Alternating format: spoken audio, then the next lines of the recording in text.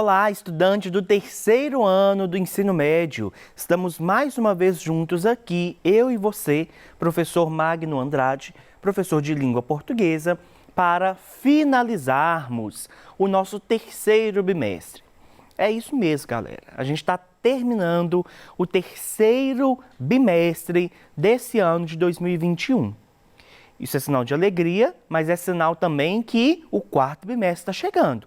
E junto com o quarto bimestre, chega muito conhecimento e chega também a prova do Exame Nacional do Ensino Médio.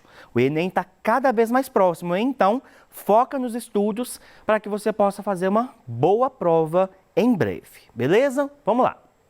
Hoje eu vou fazer com vocês uma revisão do bimestre. Então, nós vamos ver tudo que nós já trabalhamos e relembrar os principais pontos de conteúdos deste terceiro bimestre, beleza? Na aula de hoje, então, vamos revisar as principais habilidades construídas neste bimestre. Mas antes, a gente precisa de lembrar os conteúdos que vimos em cada semana do PET 3. E aqui eu trouxe uma lista que é os conteúdos pertinentes ao seu PET 3. Então, se você for lá no sumário do PET 3, você vai encontrar essa mesma lista aqui. Porque é por meio dela que a gente vai lembrar aí o que nós trabalhamos, tá? Bom, na semana 1, nós falamos e tivemos aulas destinadas à estrutura da redação do Enem. E aí eu te mostrei uma estrutura básica que foi vista tanto na aula quanto no plano de estudo tutorado. E aí você viu lá então que um texto dissertativo argumentativo padrão Enem, ele precisa de introdução, desenvolvimento e conclusão, o famoso início, meio e fim, para que ele possa ter uma ideia apresentada de modo completo. Por quê? Em uma redação a gente precisa de ter um problema, que normalmente é dado pelo tema. Nós precisamos então de problematizar este tema, criar problemas em volta dele e resolver este problema. Por isso que é importante termos a introdução, o desenvolvimento e a conclusão. Lá na introdução, a gente tem que apresentar obrigatoriamente o que, gente? Apresentar o tema e apresentar a tese. Então, o tema é aquilo que é dado pela própria proposta de redação, tá? Então, a própria proposta vai te fornecer um tema. Normalmente, aquela frasezinha, aquele trechozinho da proposta que está ou em negrito ou entre aspas, tá? E aí, a gente precisa também de apresentar a tese. A tese é o nosso posicionamento em relação àquele tema.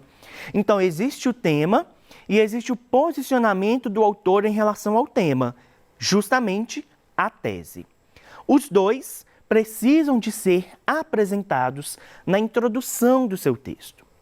Já no desenvolvimento, é o lugar que você vai investir o maior tempo, digamos assim, para construir a argumentação do seu texto. Se você, então, tem um tema, e se você tem um posicionamento em relação àquele tema, você precisa de criar argumentos para convencer o seu leitor de que a sua tese é a tese ideal, é a melhor tese em relação àquele tema.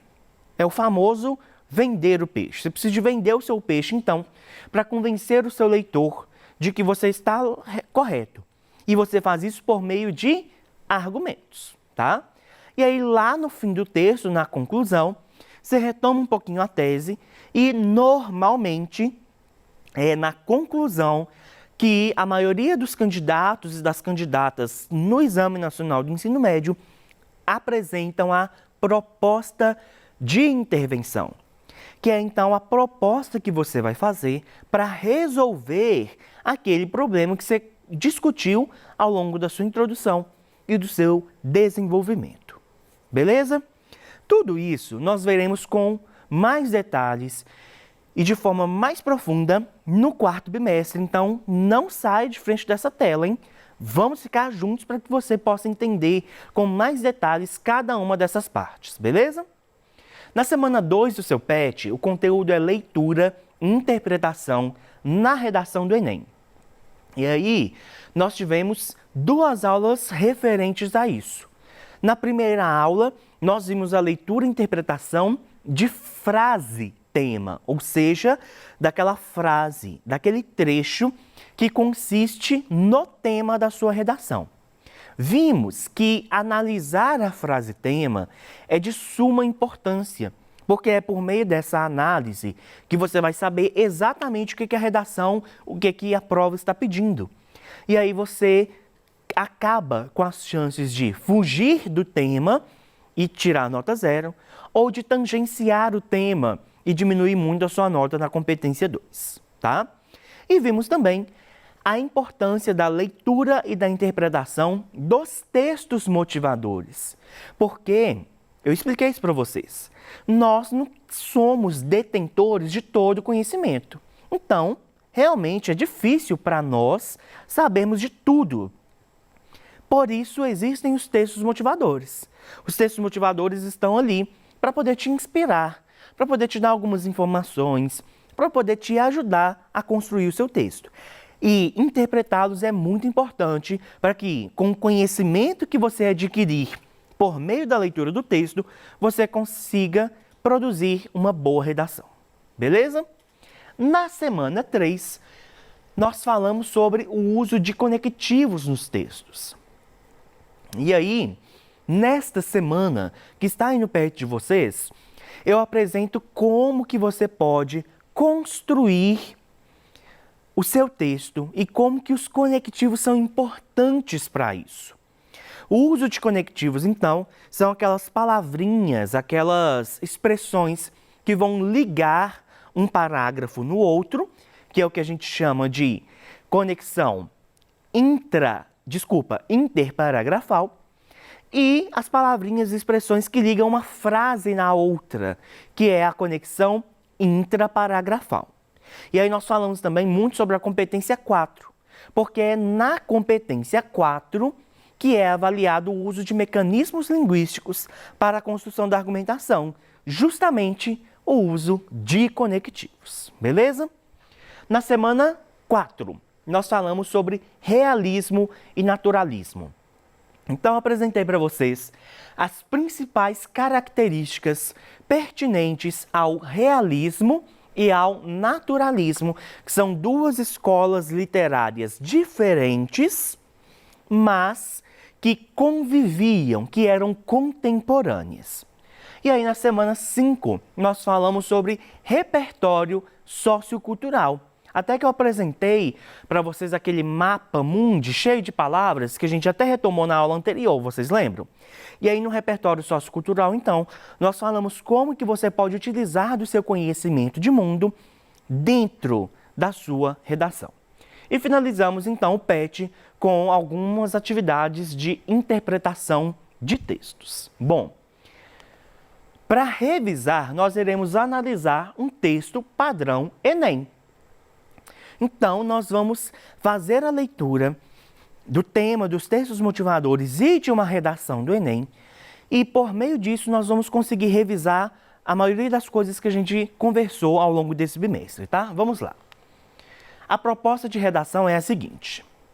A partir da leitura dos textos motivadores e com base nos conhecimentos construídos ao longo de sua formação, redija texto dissertativo argumentativo em modalidade escrita formal da língua portuguesa sobre o tema Caminhos para combater a intolerância religiosa no Brasil, apresentando propostas de intervenção que respeite os direitos humanos. Selecione, organize e relacione de forma coerente e coesa argumentos e fatos para a defesa do seu ponto de vista. E aqui, gente, falei isso com vocês. Existem muitas informações importantes neste trecho. Então, ele fala que você pode utilizar os textos motivadores e também com base no seu conhecimento, que você precisa de redigir um texto dissertativo argumentativo, que este texto precisa de ser em modalidade formal da língua portuguesa, e ele te dá o tema. Depois que ele te dá o tema, ele ainda fala, olha, você tem que apresentar uma proposta de intervenção, mas não pode ser qualquer proposta, não. Tem que ser uma proposta que respeite os direitos humanos, tá? Você não pode mandar matar todo mundo, não, senão você vai zerar a redação, viu? E aí, fala para você selecionar, organizar e relacionar de forma coerente e coesa argumentos e fatos para a defesa do seu ponto de vista. O que é o mais importante que a gente vê nesse texto aqui? O tema. Sabendo o tema da redação, aí sim você vai saber o que você vai escrever. É a maior ansiedade das pessoas. Tanto de gente me pergunta, professor, o que você acha que vai ser o tema esse ano? Gente, eu não acho nada. E se eu soubesse, meu filho, eu estaria rico. Mas não sei, não tem como a gente saber. E é nesse momento, por meio desse trechozinho aqui, que a gente descobre. E aí, como que a gente consegue, então, dividir e avaliar, interpretar este tema? O tema é caminhos. Eu vou até limpar aqui, para vocês visualizarem melhor. Então, o tema é caminhos para combater a intolerância religiosa no Brasil. Lembra que nós dividimos o tema em 3? Comando, assunto central e especificação. Vamos lá, então. Analisando, a gente consegue perceber que o tema central, o que mais chama a atenção, que é o núcleo fundamental de discussão nesse texto, e eu vou marcar até de outra cor, é combater a intolerância religiosa. Este aqui é a parte fundamental do tema. Só que ele tem um comando. Ele não fala só combater, ele tem um comando específico. O que você deve discutir acerca deste combater a intolerância religiosa? Ele pede, então, para que você aponte caminhos para que isso ocorra. E a especificação é o quê? É o fato de o tema especificar alguma coisa em relação ao núcleo, ao assunto central. Eu não quero, então, que você discuta os caminhos para combater a intolerância religiosa lá nos Estados Unidos. Ele tem uma especificação. É para discutir esse tema aqui no contexto brasileiro. Por meio dessa análise, então, de comando, de assunto central e de especificação, eu consigo entender plenamente o que a redação quer que eu discuta. Beleza? Continuando, então. Já li, professor, então já sei qual que é o tema. E agora? Texto motivador. Vamos ler esse primeiro texto. Em consonância com a Constituição da República Federativa do Brasil, gente, aqui já tem algo importante.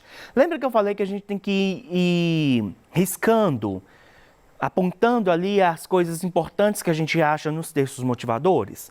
Eu já tenho algo aqui importantíssimo. Esse texto cita a Constituição da República Federativa do Brasil. E a Constituição é uma excelente ferramenta de repertório sociocultural, tá? A Constituição, inclusive, acho que é uma dos poucos repertórios socioculturais que serve, assim, para, vou me arriscar a dizer, todos os temas. Acho que qualquer tema, posso estar errado, mas acho que qualquer tema que caia no Enem, você pode citar alguma coisinha da Constituição. Continuando. Em consonância, então, com a Constituição e com toda a legislação que assegura a liberdade de crença religiosa às pessoas, além de proteção e respeito às manifestações religiosas, a laicidade do Estado deve ser buscada, afastando a possibilidade de interferência de correntes religiosas em matérias sociais, políticas, culturais e etc. Então, eu tenho algumas marcas importantes aqui. Primeiro, a Constituição, e o texto me fala algo que está na Constituição: liberdade de crença religiosa. Isso pode ser utilizado como repertório. E a questão da laicidade do Estado, também, se eu quiser, eu posso utilizar na minha redação como um argumento de que devemos criar caminhos para combater a intolerância religiosa. Claro, não podemos deixar de marcar a nossa fonte, tá? Ministério Público do Rio de Janeiro. Vamos para o próximo texto motivador. O direito de criticar dogmas e encaminhamentos é assegurado como liberdade de expressão, mas atitudes agressivas, ofensas e tratamento diferenciado a alguém em função de crença ou de não ter religião são crimes inafiançáveis e imprescritíveis. Isso que eu grifei é interessante porque o texto 2, o texto 2, cuja fonte é esse moço aqui, o Stick, ele já me afirma que é crime no Brasil atitudes agressivas e ofensas contra qualquer religião. Então, lá na minha proposta de intervenção, eu não posso falar que a intolerância religiosa tem que tornar crime, porque ela já é um crime, tá bom? Continuando, vamos lá então. Aqui eu tenho o texto em si, um texto sobre este tema. Vamos lá. Em Memórias Póstumas, obra que inaugura o realismo na literatura brasileira, Brás Cubas, o defunto autor, de Machado de Assis, profere que nunca teve filhos e tampouco transmitiu a alguma criatura o legado de nossa miséria. Tal posição de certo seria corroborada pelo autor no Estado brasileiro pós-moderno, visto que a insuficiência intrinsecamente associada ao combate à intolerância religiosa no país, reflete uma das faces mais perversas de uma sociedade que se encontra em desenvolvimento, seja pela inoperância de leis, seja pela mentalidade social, o que vai de encontro a cláusulas pétreas da Carta Magna da Nação. Com efeito, um diálogo entre sociedade civil e Estado democrático de direito acerca dos caminhos para combater a intolerância religiosa é medida que se impõe. Veja que interessante que a gente tem aqui, olha. Primeiro, esse texto faz menção a Memórias Póstumas de Brás Cubas, que é uma obra do realismo. Então você precisa de conhecer a escola literária, você precisa de conhecer as obras dessa escola para conseguir fazer uma alusão como essa. Além disso, ela faz alusão também, veja comigo, à Carta Magna. A Carta Magna, né, gente, não é a carta escrita por mim, tá? É a Carta Magna, é um sinônimo da Constituição, viu? Poderia ser a Carta do Magno? Poderia, mas não é. Então, a Carta Magna é a Constituição. Lembra que eu falei que a gente poderia utilizar a Constituição como repertório sociocultural? E aqui a gente tem claramente a presença da tese, a presença do tema, a contextualização e a alusão, como eu disse para vocês, na estrutura da introdução. Continuando. Mormente, olha o conectivo interparagrafal aqui, ligando um parágrafo ao outro. Convém ressaltar que tal problemática deve-se a falhas na questão legal e sua aplicação, haja vista que, conquanto a Constituição Federal de 88, norma de maior hierarquia no sistema jurídico brasileiro, assegure a liberdade religiosa. A impunidade no tocante à manifestação do preconceito religioso no país ratifica o contrário. Aqui eu quero destacar justamente a utilização deste conectivo. Conectivo também presente na continuação do parágrafo. Ela retoma com essa conjuntura, ou seja, a partir disso que eu falei, de acordo com as ideias, veja bem então como que ela consegue relacionar uma frase com a outra, uma parte do parágrafo com o outro, e já vem com um outro repertório sociocultural aqui, feita pelo contratualista John Locke por meio do contrato social. Continuando, eu tenho um outro conectivo de conclusão, que vai dar ao leitor, então, a ideia de conclusão deste parágrafo, como a gente viu na estrutura da redação. Outro sim conectivo, que vai ligar também uma parte do texto a outra parte. E aí a gente continua, olha. Deixa eu pular aqui que eu quero mostrar para vocês a proposta de intervenção. Ela começa então a proposta de intervenção por meio do destarte, também um conectivo. E aí uma das propostas dela, ligada pelo ademais, que quer dizer então que eu tenho uma informação a mais para poder te passar, diz o seguinte: é imperativo que a escola, a gente, desenvolva palestras com o fito, com o objetivo de formar cidadãos tolerantes e desconstruir posturas sociais individualistas. Ainda é mista, ou seja, ainda é necessário que ONGs e a população fomentem esse processo por intermédio de campanhas nas comunidades, de modo a conscientizar a sociedade. Aqui nós temos propostas de intervenção, propostas não completas, mas a questão de proposta completa ou incompleta a gente vai ver depois, tá? Ao longo do quarto bimestre. Bom, gente, na aula de hoje, então, nós revisamos as principais habilidades construídas neste bimestre por meio da análise de textos motivadores e de uma redação do Enem. Essas são as referências que eu utilizei. Muito obrigado pela sua participação, pela sua companhia ao longo desse longo terceiro bimestre e vamos juntos finalizar este ano no quarto bimestre cheio de novidades. Até lá!